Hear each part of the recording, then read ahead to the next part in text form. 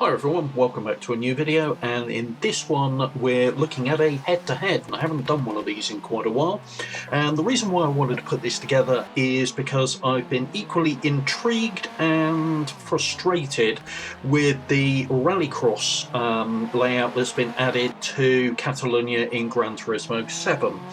Mainly because it's kind of like it's pitched as a rallycross circuit, and here's rallycross in Gran Turismo 7, but it's the minimum viable effort to do rallycross in my view. So I wanted to compare it with a title that does rallycross well, but is also a kind of like mixed discipline title. So I didn't want to pick on something like Dirt Rally 2 or Seblo Evo, where rallycross is an intrinsic part of both of those titles.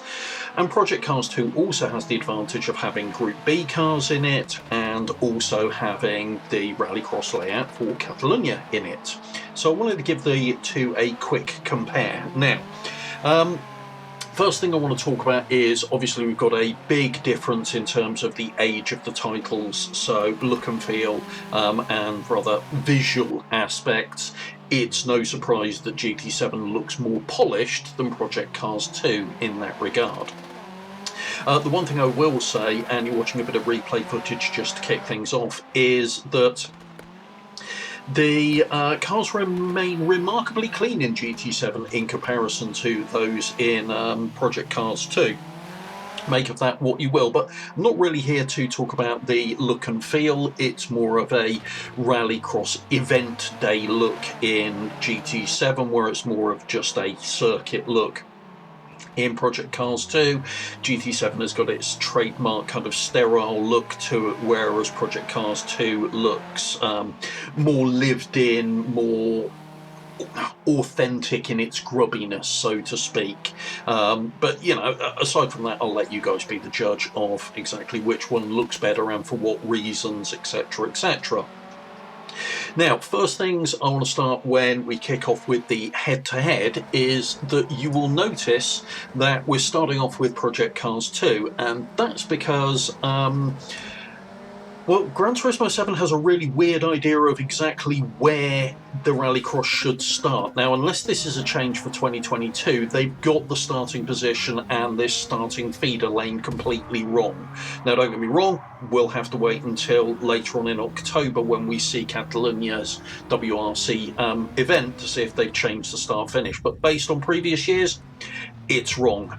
One of the things that GT7 also gets wrong in this regard is on a standing start, it has the cars staggered in a kind of more traditional motorsport start. Again, that's not how rallycross works. Everybody starts at an identical point. You're all in line across a row at the start of the stage.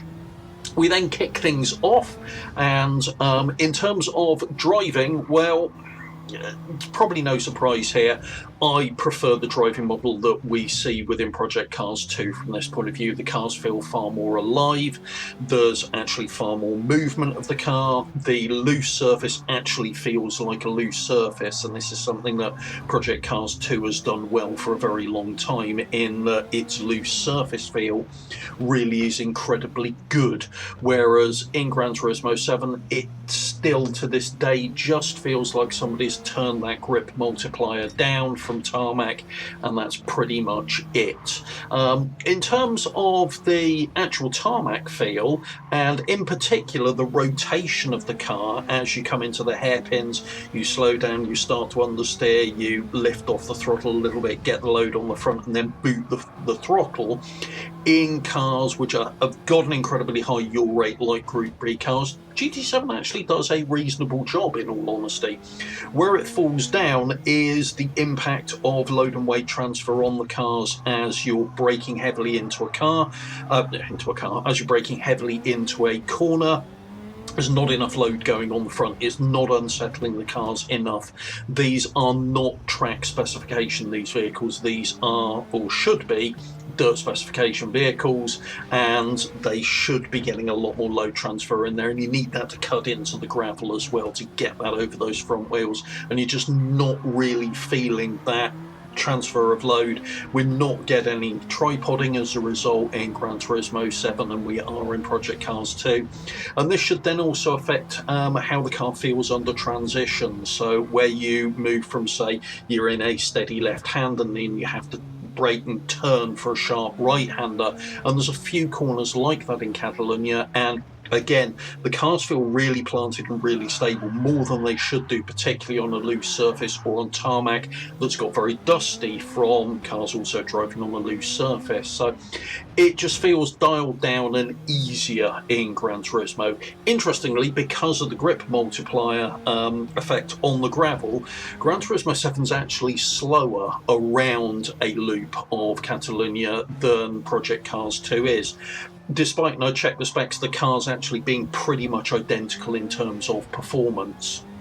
So even though they are two different cars here, an RS200 versus the Peugeot, performance-wise, they're pretty much on par between the two titles. It's just that grip multiplier really does kill it within Gran Turismo 7, and you've got more understeer on the tarmac as well to a degree. It just feels like the tyres are doing more and working harder in Project Cars 2 in that regard.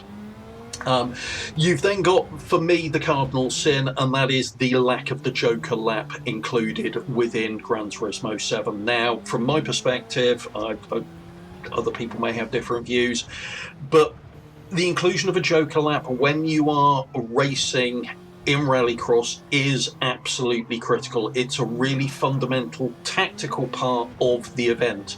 After all, these are short stages, short duration, 6 laps or so, short stages, a little more than a kilometre and a half. That tactical element that the Joker adds into it makes a huge difference in Rallycross, and it's actually really important, and its exclusion to me is a little bit of a cardinal sin in that regard. It's not something I think works well, and it shouldn't be there. We should actually have the Joker lap, and not including that I think is a major omission from that perspective in Gran Turismo 7.